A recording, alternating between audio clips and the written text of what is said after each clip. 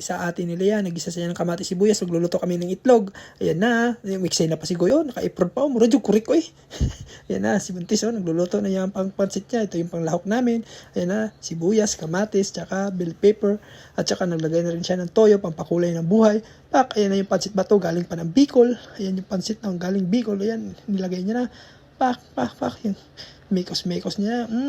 Sarap sarap pa. Ito na, kainan na. Tuwang-tuwa na yan si Goyo. Dahil kainan na. Tapos siya, kumain na kasi nagugutom na daw siya. Ito na si Goy. Parang nasa Primitive Islander.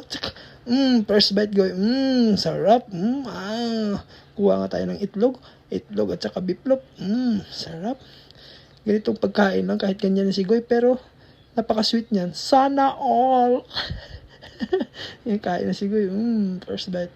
Kain lang ng kain Goy. Ayan na. Biplop kain. Ayan grabe kumain ni Goy. Gutom na gutom. Parang isang araw na hindi nakakain eh. Kasi tumikim na si Goy ng pansit. First bite niya ng pansit Pagkain niya. Sarap. Paso katangahan mo kasi Goy. Tanga-tanga kasi Goy. Ito na. Kain na nakain si Goy. Tapos ayan na. Pero parang may napapansin si Goy ba? Ano napapansin siya dito? Bakit kaya yung pansit niya isang mangkok tapos ang daming laman? Tapos yung sa akin, wala man lang laman. Grabe.